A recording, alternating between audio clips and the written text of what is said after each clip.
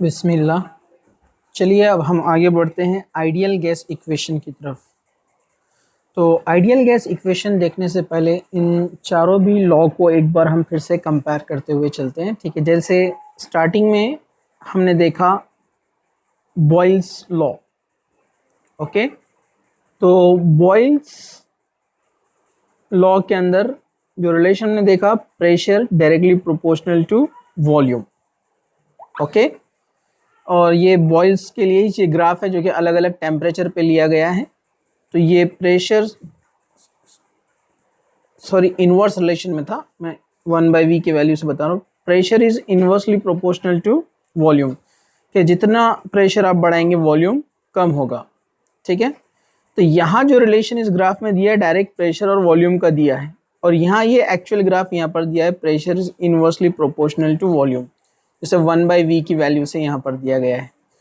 मतलब 1/v में ये ग्राफ ऊपर जा रहा है, मतलब बढ़ रहा है, मतलब 1/v में कम हो रहा है, क्योंकि जो डिनोमिनेटर में होता है वैल्यू बढ़ रही है मतलब कम हो रही है, ग्राफ ऊपर जा रहा है मतलब बढ़ रहा है, मतलब कम हो रहा है एक्चुअली। तो जितना प्रेशर बढ़ाएंगे उतना वॉल्यूम कम होगा।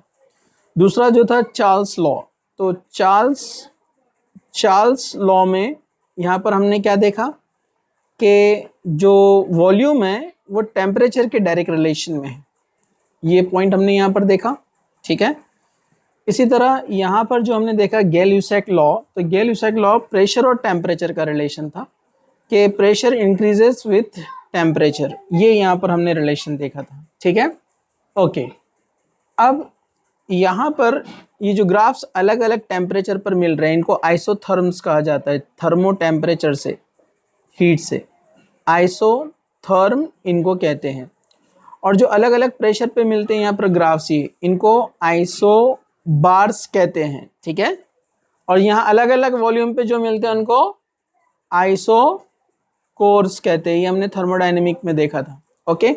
अब यहाँ पर जो है चलिए आगे बढ़ते हैं हम, और ये पूरे इक्वेशंस को हम कवर करते हैं और कंपेयर करते हैं। तो Boyle's law, volume is inversely proportional to pressure, या pressure is inversely proportional to volume, एक ही बात है। Charles law, volume is directly proportional to temperature. और थर्ड था volume, Avogadro law, volume is directly proportional to number of moles, okay. तो यहाँ पर ये जो एवोगैड्रो लॉ है, चार्ल्स लॉ है और बॉयल्स लॉ है, इनको यहाँ पर कंपेयर करके एक नई इक्वेशन यहाँ पर बनाई है।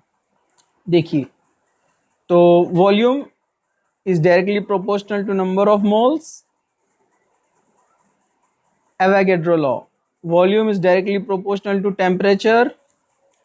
Charles law, volume is inversely proportional to, मतलब नीचे आ रहा है प्रेशर। तो ये इक्वेशन बनी है अपने को यहाँ पर, volume is directly proportional to NT/P।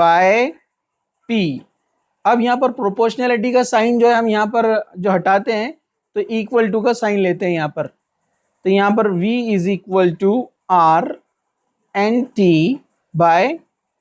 तो यहाँ पर R हमने एक नया कांस्टेंट लिया है, जैसे पहले हम इक्वेशंस में K लेते थे, यहाँ हमने R लिया है कांस्टेंट, ओके। और इन तीनों इक्वेशन को कंबाइन कर दिया है। तो R is a gas constant, इसको गैस कांस्टेंट कहते हैं। ये गैस के लिए लॉज देख रहे हैं हम, इसलिए ये कांस्टेंट है गैस कांस्टेंट, ओके। अब यहाँ पर जो है इसको हम जो है इस तरह से अरेंज करके लिखेंगे, इस V यानी P को, यानी प्रेशर को इस तरफ भेज देंगे, तो बन जाएगा PV is equal to nRT, जो कि आइडियल गैस इक्वेशन कहलाती है, ये वाली इक्वेशन आइडियल गैस इक्वेशन। अब गैस कांस्टेंट क्या है, गैस कांस्टेंट क्या होता है? तो अगर हमको गैस कांस्टेंट यानी इस R की वैल्यू निकालना है, तो मैंने आपको सिंपल बताया था, जब भी कोई कांस्टेंट की वैल्यू निकालना है तो जो भी उसके साथ में मल्टीप्लिकेशन या डिवीजन में उसको दूसरी तरफ भेज दो। तो n को भी इधर भेज दिया, p को भी इधर नीचे भेज दिया, तो बन जाएगा PV upon NT is equal to R। मतलब प्रेशर वॉल्यूम का प्रोडक्ट और नंबर ऑफ मोल्स और टेम्परेचर का प्रोडक्ट, इनका रेशो जो निकालेंगे हम, यानी डिवीजन करेंगे, तो गैस कांस्टेंट की वैल्यू हमको मिल जाएंगी। It is called universal gas constant, इसको यूनिवर्सल गैस कांस्टेंट कहते हैं। और ये जो इक्वेशन है इसको बोलते हैं आइडियल गैस इक्वेशन। ये आइडियल गैस के लिए एप्लीकेबल है। अब आइडियल गैस और रियल गैस में क्या फ़र्क होता है इसको अपन नेक्स्ट वीडियो में देखने वाले हैं, ठीक है। तो ये आइडियल गैस एक इमेजिनरी गैस है जिसमें प्रैक्टिकली जो इरेगुलरिटीज़ यानी कुछ डिफ़िकल्टीज जो आती है वो ये लॉ में डिस्कशन नहीं किया गया है।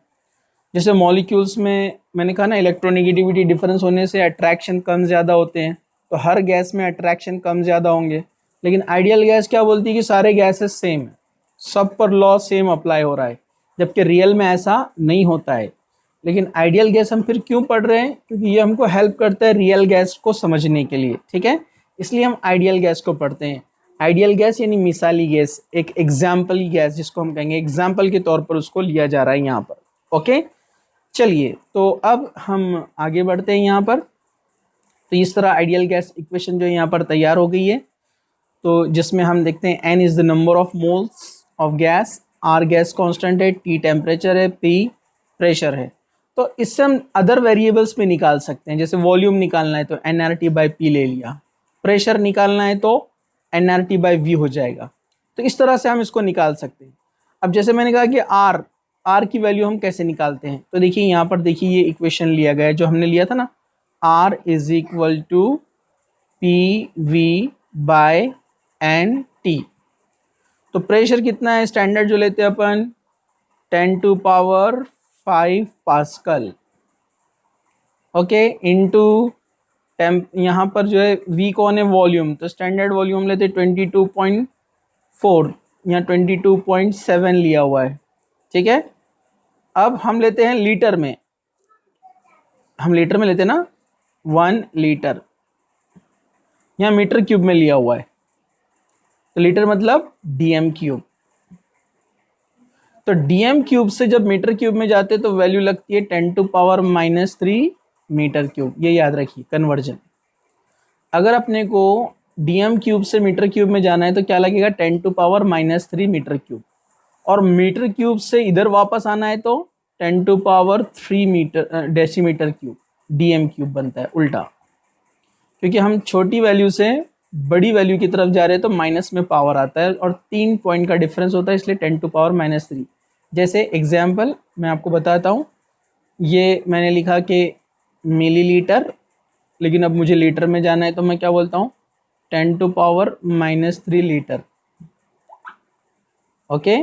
फिर लीटर से मुझे और आगे जाना है 10⁻³ मीटर क्यूब। तो वैसे यहाँ पर DM क्यूब मतलब लीटर, अब लीटर से हम आगे जा रहे हैं मीटर क्यूब में तो 10⁻³ लगेगा। तो ये देखिए 22.4 यानी 7 लिया है यहाँ पर, ये तो लीटर में हो गया, लेकिन मीटर क्यूब में लेते हैं तो क्या लगाना पड़ेगा, 10⁻³ मीटर क्यूब। ओके, डिवाइड करेंगे, नीचे कौन है, नंबर ऑफ मोल्स, तो 1 मोल लिया तो ये 1 आएगा, 2 लिया तो 2 आएगा, 1 मोल, ओके। ये स्टैंडर्ड के लिए, सब 1 के लिए, ठीक है। इनटू टेम्परेचर 273.15 केल्विन, अप्रॉक्सीमेट 273 भी ले सकते हैं, ठीक है, ओके। तो इसको पूरा सॉल्व किया तो इसका आंसर आता है 8.314।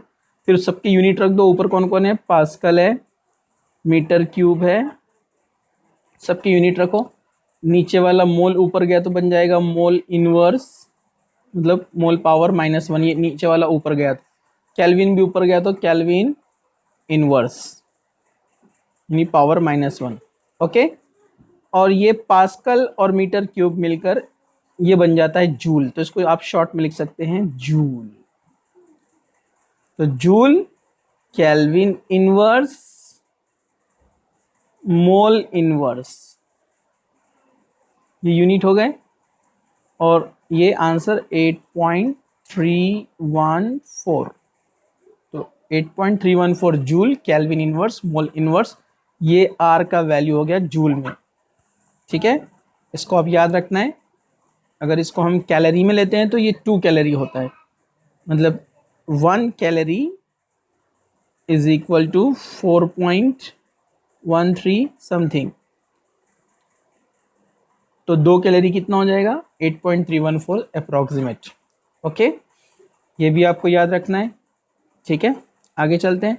STP क्या होता है, मैंने आपको बताया 0 डिग्री 1 एटमॉस्फेरिक प्रेशर जो हम लेते हैं जनरली, तो ये STP पे अपने को मिलेगा यहाँ पर 8.2 into 10⁻⁻2 litre standard temperature and pressure पे, ये याद रखिए। 8.2, 8.314 वहाँ लिया था, ठीक है, अप्रॉक्सीमेट वैल्यू है, नो प्रॉब्लम। जनरली आपको यही वैल्यू यूज़ करना पड़ेगी हर जगह पर, 8.314 जूल, 8.314 जूल याद रख लीजिए। ओके, तो आइडियल गैस इक्वेशन अपने को मिल गई यहाँ पर कि PV is equal to nRT, ये है एन आइडियल गैस इक्वेशन। तो दो अलग अलग गैसेस हों तो उनकी वैल्यूज़ निकाली जा सकती है बाय कंपेयरिंग देम। मतलब आप इसको इस तरह से लिख सकते हैं,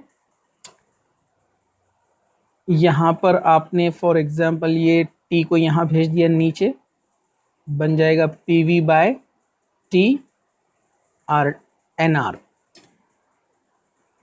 ओके, अगर 1 मोल गैस के लिए कंपैरिजन कर रहे हैं, 1 मोल, तो N इज इक्वल टू 1 हो जाएगा, ये मोल रहता है। N इज इक्वल टू 1 मतलब PV upon T is equal to R। Okay, for gas 1 बन जाएगा P1 V1 upon T1 is equal to R। For gas 2 मतलब सेकेंड के लिए बनेगा P1 P2 V2 upon T2 is equal to R।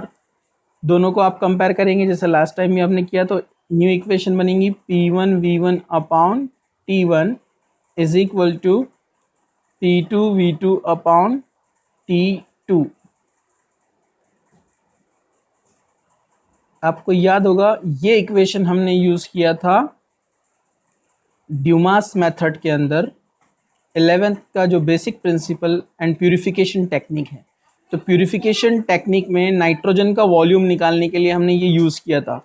वहाँ पर वो इस तरह लिखा हुआ था P0 V0 upon T0 is equal to P1 V1 upon T1। तो यहाँ 0 की जगह पे 1 है, 1 की जगह 2 है, वेरिएबल तो आप कुछ भी रख सकते हैं। ये मैंने जब तब आपको कहा था कि हम इसको स्टेट्स ऑफ मैटर जब आएगा तब देखेंगे ये इक्वेशन कैसे आती है। तो यहाँ इस तरह से ये इक्वेशन तैयार हुई। इसको ज़रा ध्यान से कीजिए, पुराने पहले के चारों लॉज को अच्छे से पढ़कर फिर इस इक्वेशन को सॉल्व कीजिए, फिर हम आगे के वीडियो में चलते हैं। जज़ाकल्लाह।